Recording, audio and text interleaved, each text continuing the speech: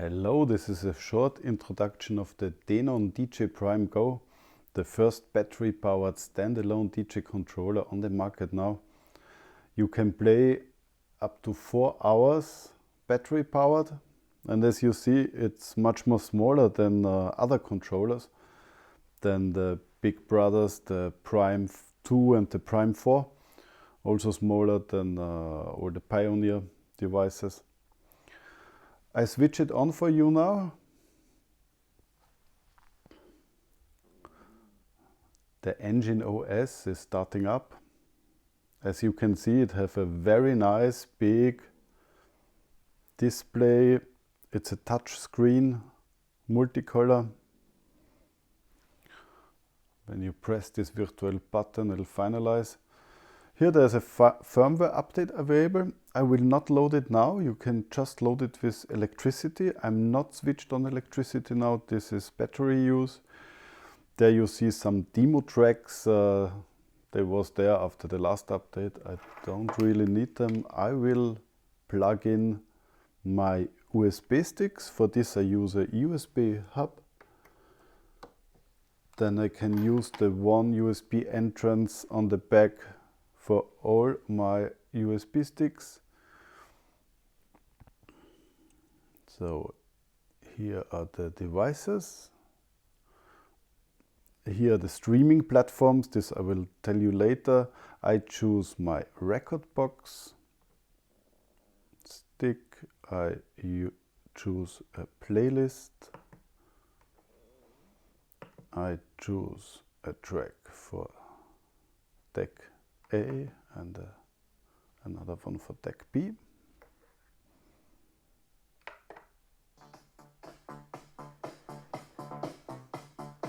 So this is working.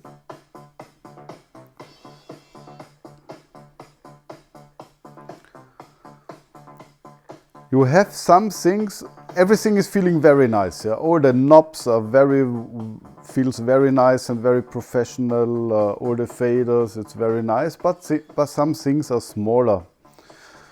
So for example, the jog wheel. The jog wheel is very small but very sensitive. You have a vinyl mode, and with this vinyl mode you can scratch when you touch the jog wheel in the middle. When you touch the jog wheel at the edge of the wheel, you can speed it up a little bit or you can slow it down a little bit.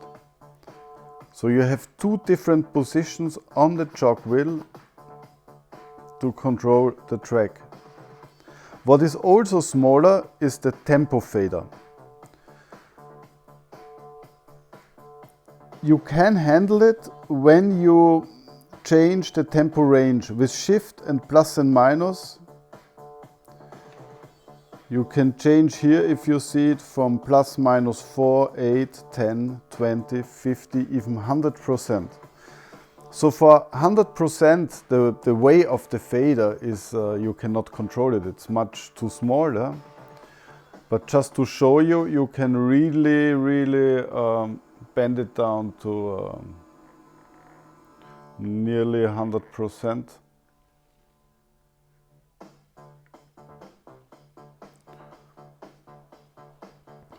But when you use it on plus minus 4, the fader is long enough to make it very exactly the tempo match.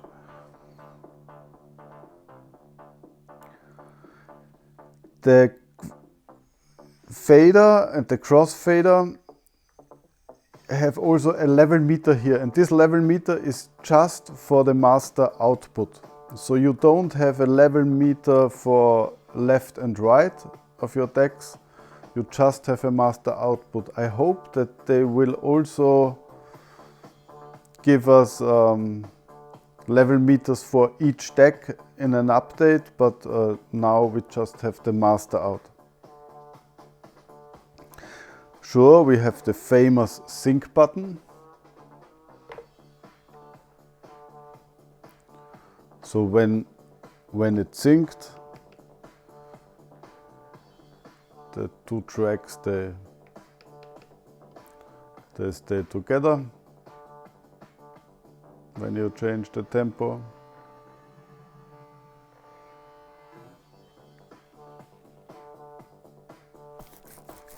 You have a second function of the sync button. When you use it with Shift, you can adjust the key. So here you have 7A and 6A. So when I press Shift and I stay a little bit longer on the sync button, you see it change also to 6A. You can also change it manually when you press it on the touch screen, the key. Then there is here a little window opens and you can change it manually, down or up in the keys, or you use Shift and sync a little bit longer and it's to 6A again. You have the effects here on the left corner.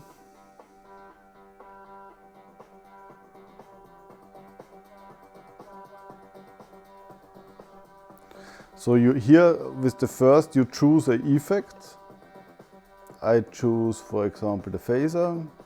You choose the deck. I choose the second deck. And you switch it on. And then you have one knob for the wet and dry. And another knob. Here you see the time where the effect is on. So for 16 beats, 8, 4. That's how the phaser sound with on 1 beat. And you can go down or up to 32 beats.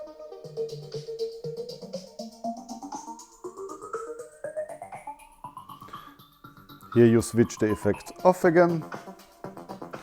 And you have also another effect, it's the sweep effect, what is over every fader of the decks.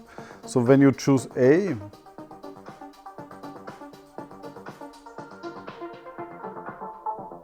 you filter it to the low frequencies, or when you turn it to the other side,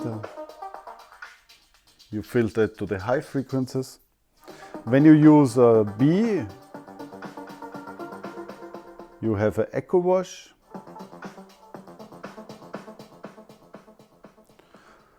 And don't forget to deactivate the sweep effect, because the next loading track will not play when you stay like this.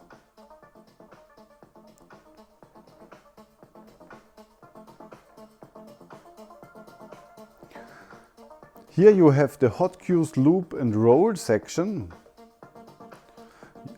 You have 4 buttons for hot cues, loop and rolls, but you can extend it with bank to another 4 buttons. Then you can use the button a second time. So I show you with a hot cue, for example. This is the first hot cue, a second, a third, fourth. So now I can jump instantly in the track with my hot cues. If you want to clear the hot cues again, you just press Shift and you switch it off, then the light is not here anymore. The loops, you activate the loop. There was already a loop on this track, so I clear this loop. I make a new loop. I stop the loop. With the auto loop knob and you can extend the loop or make it longer or shorter, and with Shift you can move it, the loop in the track, and when you press it you are outside again. So also this loop I will clear immediate. The rolls is this kind of effect.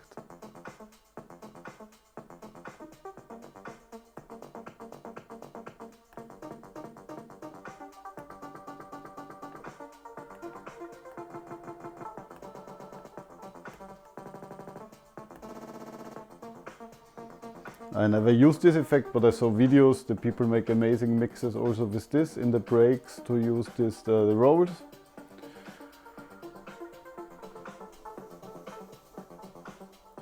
If you want to record your DJ set, you go in the quick settings. Yeah, here you have record. You choose a device, you press start. I don't want to record this now, my sticks are full. When you use hot cues and rolls, get sure that quantiles is on. Here you can switch it on and off. When it's on, the effect stays always in the grid. You have a very nice continuous function, so you can play the whole playlist.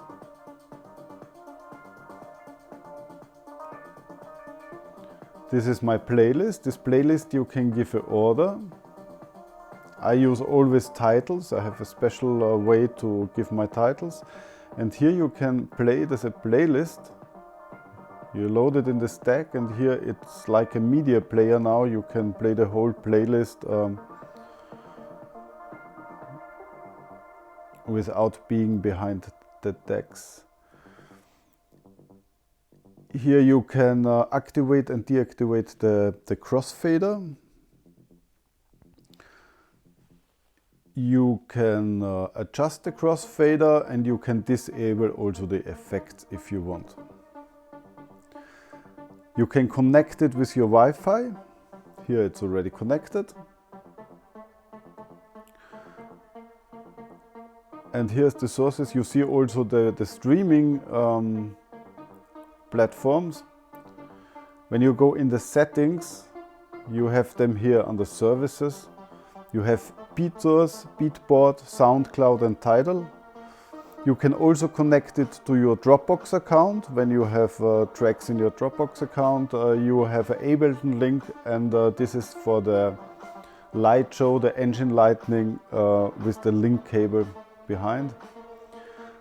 You have the settings for the devices. For example, you can choose, you just want dimmed light on battery power, then you save energy. You have mixer settings, you have microphone settings. You can switch on two microphones. These are these two knobs here. There you switch on the microphone, you change the volume and you switch it off. One of the microphones have also a talk over function.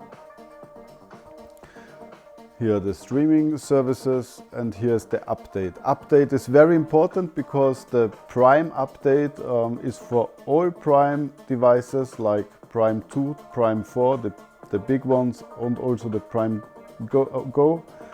So you have your very nice updated also in some years. That's also something very new with this kind of controllers.